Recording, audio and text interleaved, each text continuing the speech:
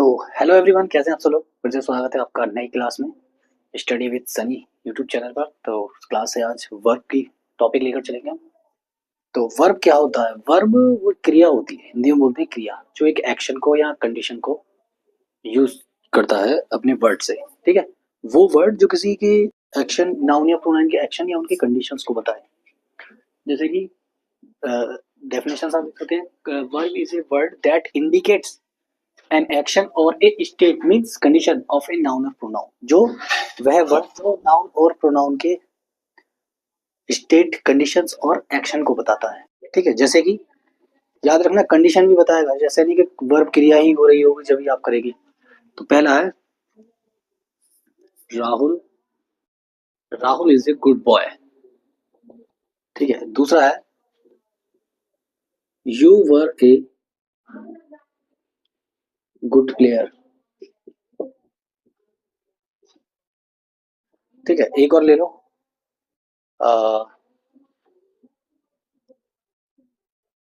You ही ले लो, he has a pen, they will play football.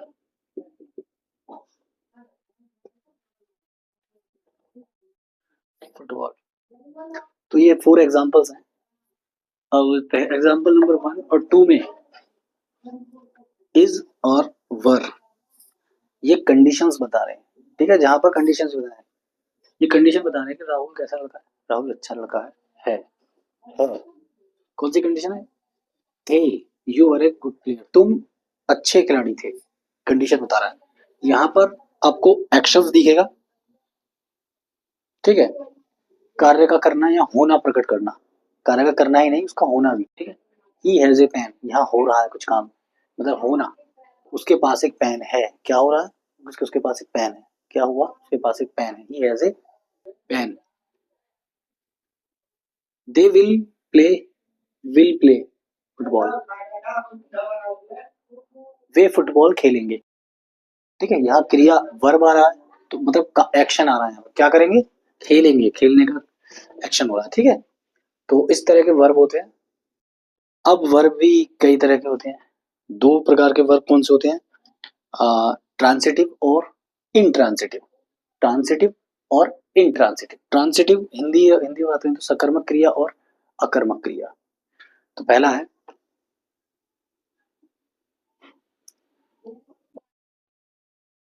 Transitive verb.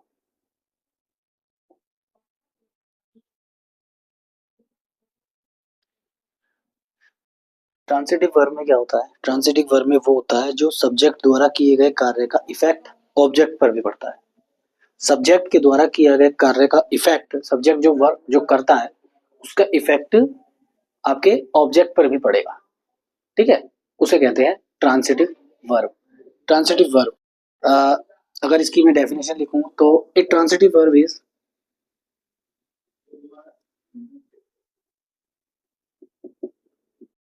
A transitive verb is a transitive verb is passes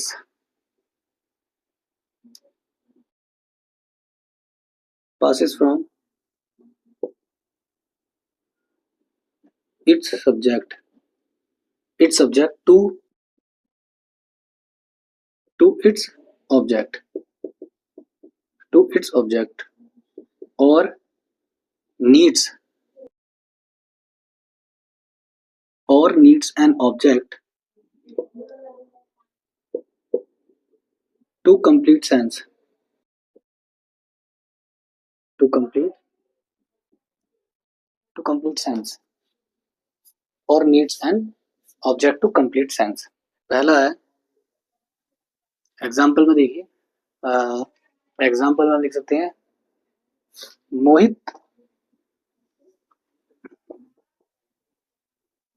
reads a book.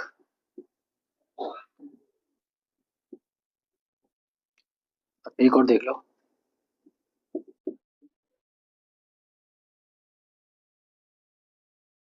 The teacher teaches us. The teacher teaches, यहाँ पर reads और यहाँ पर टीचिस, ये दोनों क्या कहते हैं, सब्जेक्ट का इफेक्ट ऑब्जेक्ट पर पड़ता है, यानी सब्जेक्ट जो कर रहा है ना, क्रिया कर रहा है, उसका ऑब्जेक्ट पर प्रभाव पड़ता है। जैसे Mohit reads a book, books object है, मोहित क्या कर रहा है, बुक पढ़ रहा है। मोहित पढ़ता है वो अलग हो जाता, लेकिन यहाँ पर मोहित बुक पढ़ता है, तो बुक तो ऑब्जेक्ट है, बुक का भी नाम साथ आ रहा है, बुक भी साथ आ रही है, तो पढ़ने का कैसा इफेक्ट है, बुक से इफेक्ट हुआ, बुक पर इफेक्ट होता है। टीचर टीचिस अस, टीचर पढ़ाते हैं किसे, हमें, टीचर हमें पढ़ाते हैं, शिक्षक हमें पढ़ाते हैं, है ना। टीच टीचर हमें पढ़ाते हैं, किसको पढ़ाते हैं, हमें पढ़ाते हैं, किस पर इफेक्ट, पढ़ाने का इफेक्ट किस पर पड़ रहा है, अस पर, हम पर, ठीक है। दूसरा है intransitive, intransitive verb,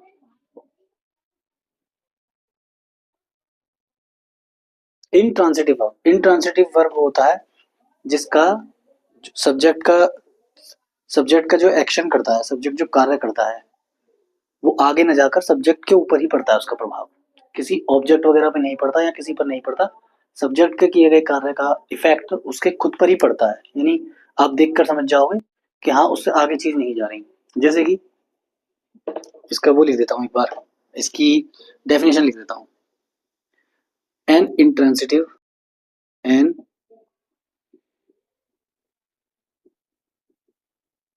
N intransitive verb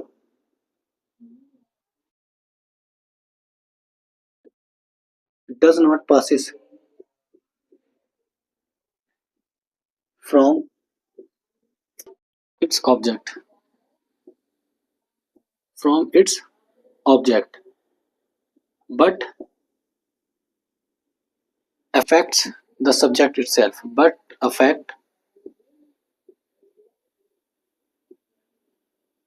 affects the subject itself,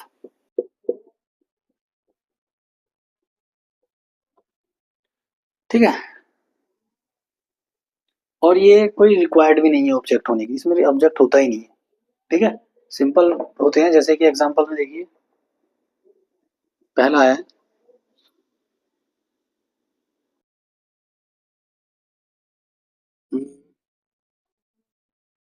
Raj is sleeping, दूसरा है ही लव्ड, यहाँ पर लव्ड और यहाँ पर स्लीपिंग, ये वर्ब वर्ब है, क्रियाएं हो रही है ना, एक्शन हो रहे हैं। तो राज सो रहा है, राज सो रहा है, अब राज सो रहा है, किस पर क्रिया, किस पर वो चल रहा है, उसका इफेक्ट किसी पे नहीं, राज के सोने का इफेक्ट राज पर ही तो पड़ेगा कि वो सो रहा है, किसी और पे पड़ेगा नहीं पड़ेगा। ही लाफ्ड, वह हंसता है, उसके हंसने से इफेक्ट किस पे पड़ेगा, किसी पे नहीं पड़ेगा इफेक्ट, ऑब्जेक्ट ही नहीं बनी, तो इसमें ऑब्जेक्ट की जरूरत ही नहीं होती, किसी पे नहीं पड़ेगा, वो उसका इफेक्ट खुद पर पड़ रहा है उसका, ठीक है।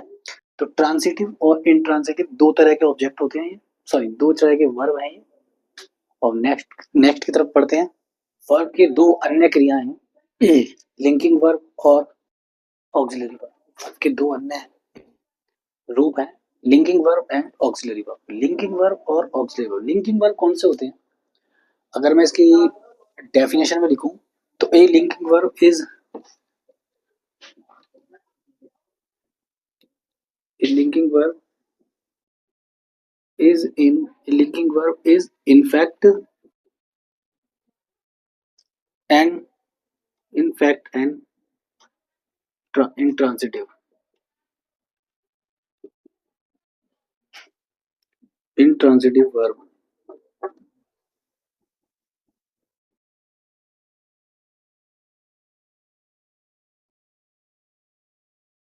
which tells about the state of the subject।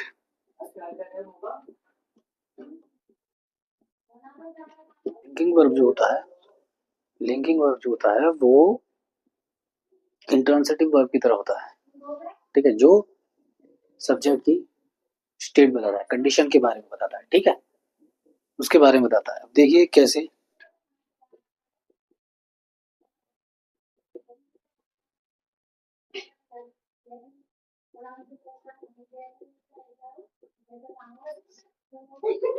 the boy seems happy,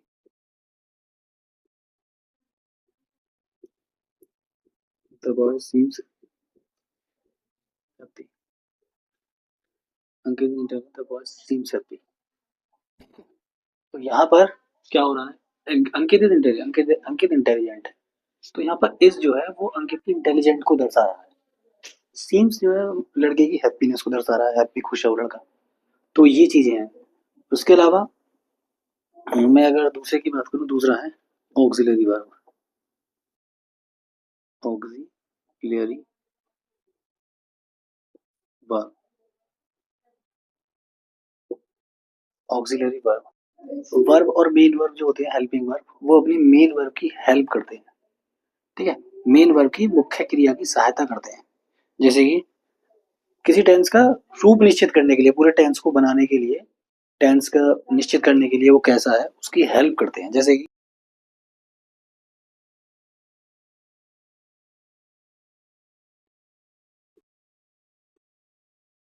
verb which helps in main verb to show is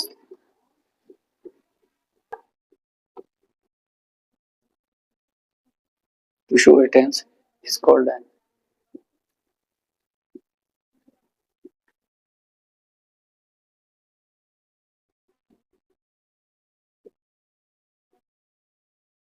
a verb which helps a main verb to show a tense is called an auxiliary।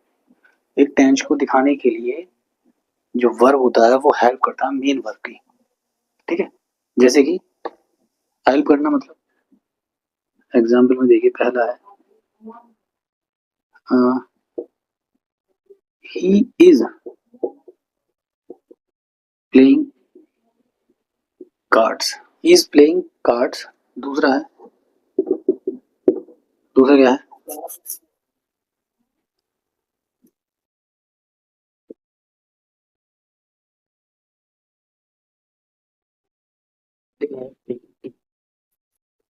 they have taken tea, have और taken, is और playing, he is playing cards, वह card खेलता है, खेल रहा है। यहाँ playing action है और इज उसकी हेल्प कर रहा है टेंस को दर्शाने में। वह खेल रहा है, खेल रहा कार्ड, है की स्पेलिंग आ रही है ना, है इस माने है, वह कार्ड खेल रहा है। तो इस जो है वो हेल्प कर रहा है प्लेइंग की, मेन वर्ब की। मेन वर्ब ये है, ये हेल्पिंग वर्ब है। मतलब ये समझ लीजिए, वर्ब, मेन वर्ब और हेल्पिंग वर्ब जिसमें आए वो ऑक्सिलरी वर्ब्स हैं। ठीक है, वो ऑक्सिलरी वर्ब्स हैं। They have taken T, have जो है वो टेकन की हेल्प कर रहा है पूरा टेंस के लिए। दे हैव टेकन टी, ये जो है इसकी हेल्प कर रहा है। ठीक है, इस तरह के आपको वर्ड बनाने हैं। और नेक्स्ट पे चलते हैं, क्या है नेक्स्ट में। अब देखिए, जैसे ऑक्सिलरी वर्ब बताए थे मैंने, लिंक वर्ब और ऑक्सिलरी वर्ब। ऑक्सिलरी में ऑक्सिलरीज क्या होती है, ऑक्सिलरी जिसमें सहायक, हेल्पिंग, है ना, हेल्प करने वाले। तो ऑक्सिलरीज भी हमारे दो तरह की होती हैं, प्राइमरी ऑक्सिलरी और मॉडल ऑक्सिलरीज। पहला है प्राइमरी ऑक्सिलरी। प्राइमरी ऑक्सिलरीज भी तीन तरह की होती है, बी, डू, हैव। तो पहला है बी। बी का यूज कहाँ करते हैं, बी का यूज करते हैं is, am, are, was verb, है ना। बी की जगह किन यूज करते हैं, is, am, are, was verb. ये कहाँ आते हैं, जो कंटिन्यूअस वाले टेंस होते हैं, जैसे कि परफेक्ट प्रेजेंट कंटिन्यूअस टेंस और पास्ट कंटिन्यूअस टेंस बनाने में इनका यूज होता है। जैसे कि एग्जांपल देखिए, एग्जांपल है हमारा, she is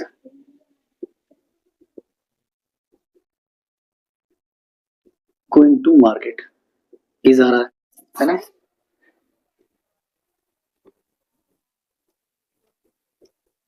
we are playing cricket, C R I C K eating, we are playing cricket, are आ गया, है ना। यहाँ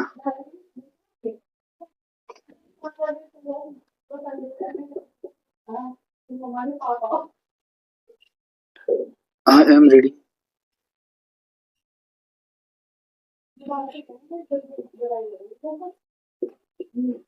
I am reading a book. और चौथा मान लीजिए, he was, he was crying loudly, U T, he was crying, was आ गया, देखिए इज एम वाज, है ना, ही यू वर आ जाता, यू होता तो इसकी जगह वर आ जाता वाज की जगह, ठीक है। They were watching television, you were crying, you were shouting loudly, इस तरह से। दूसरा है टू बी, है इसका डू। डू में कहाँ कहाँ यूज होगा डू? डू होगा डिड, डू, डज, है ना, डू, डज, डिड, इनका होता है। इसका प्रयोग कहाँ कहाँ होता है? इनका प्रयोग इंडेफिनिट में होता है, यानी प्रेजेंट इंडेफिनिट टेंस और पास्ट इंडेफिनिट टेंस, है ना। उनके नेगेटिव तथा इंटेरोगेटिव सेंटेंस में, negative does not, do not, है ना, और डिड इंटेरोगेटिव यानी क्वेश्चन मार्क वालों में होता है, ठीक है। जैसे कि they do not go to school, to आ गया। फिर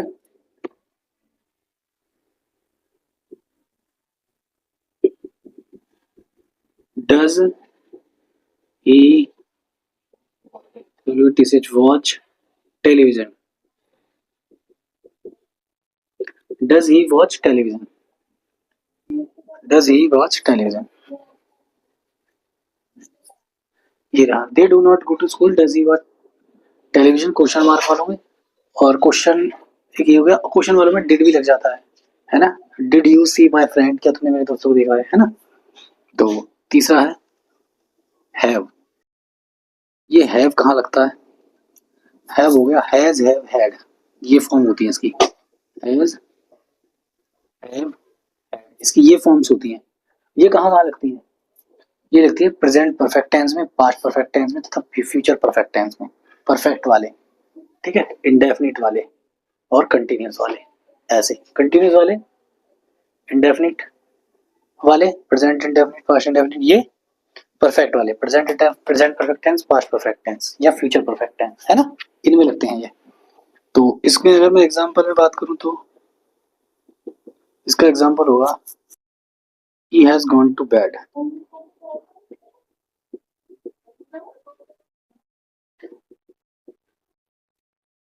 he has gone to bed, वह घर जा चुका है, he has आ गया।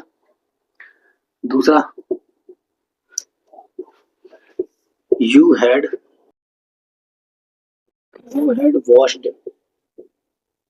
the clothes, had आ गया। Third they will have,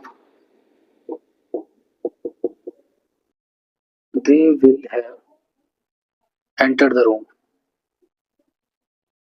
entered the room, ये आ गया फ्यूचर वाला। फ्यूचर भी आ गया, पास्ट भी आ गया, परफेक्ट प्रेजेंट भी आ गया, ठीक है। ये थे हमारे ऑक्सिलरीज। अब हमारे रह गए हैं फॉर्म्स ऑफ वर्ब रह गए। फॉर्म्स ऑफ वर्ब अगर मैं ऐसे ही बता दूं, फॉर्म्स ऑफ वर्ब तीन तरह की होती हैं, ठीक है। फर्स्ट फॉर्म, सेकंड फॉर्म और थर्ड फॉर्म। फर्स्ट फॉर्म आती है हमारी प्रेजेंट फॉर्म में, फर्स्ट फॉर्म को प्रेजेंट फॉर्म या बेस फॉर्म बोलते हैं, सेकंड फॉर्म को पास्ट फॉर्म बोलते हैं और थर्ड फॉर्म को हम बोलते हैं past particle form, participle form, past participle form. और फोर्थ फॉर्म जो होती है उसे फोर्थ फॉर्म नहीं कहते हैं, उसे फर्स्ट फॉर्म में आईएनजी लगा देते हैं, ठीक है। फर्स्ट फॉर्म हमारी ये होती है कौन सी? बेस फॉर्म या प्रेजेंट फॉर्म। सेकंड फॉर्म होती है पास्ट, पास्ट में पास्ट फॉर्म, और थर्ड फॉर्म होती है पास्ट पार्टिसिपल, और फोर्थ जो जिसे फर्स्ट फॉर्म प्लस आईएनजी लगा देते हैं, ठीक है। ये चीजें होती है। जैसे कि आंसर, एक वर्ड है आंसर, ये फर्स्ट फॉर्म होगी या बेस फॉर्म होगी आंसर, सेकंड फॉर्म हो जाएगी आंसवर्ड, उसकी थर्ड फॉर्म हो जाएगी आंसवर्ड, दोनों सेम होती है। सेकंड फॉर्म थर्ड फॉर्म दोनों ज्यादातर सेम ही होती हैं, तो उसमें ज्यादा कंफ्यूजन वाली बात नहीं है। और इसमें आईएनजी लगा दो तो आंसवरिंग, ठीक है। जैसे कि beat, beat second form beat, third form beaten, और आईएनजी लगा दो तो बीटिंग, ठीक है। Buy second form bought, third form भी बॉट, और आईएनजी लगा दो तो बाइंग, ठीक है। तो ये आज का हमारा था वर्ब। आई होप कि आपको समझ में आया होगा, ठीक है। कमेंट कीजिए अगर ना समझ में आए, जो अच्छा लगा है तो कमेंट कीजिए प्लीज, कोई सुझाव देना चाहे तो कमेंट कीजिए, लाइक कीजिए, शेयर कीजिए, दोस्तों को पहुंचाइए, रिलेटिव्स को पहुंचाइए मेरी वीडियो। ठीक है, सब्सक्राइब कीजिए। Thank you.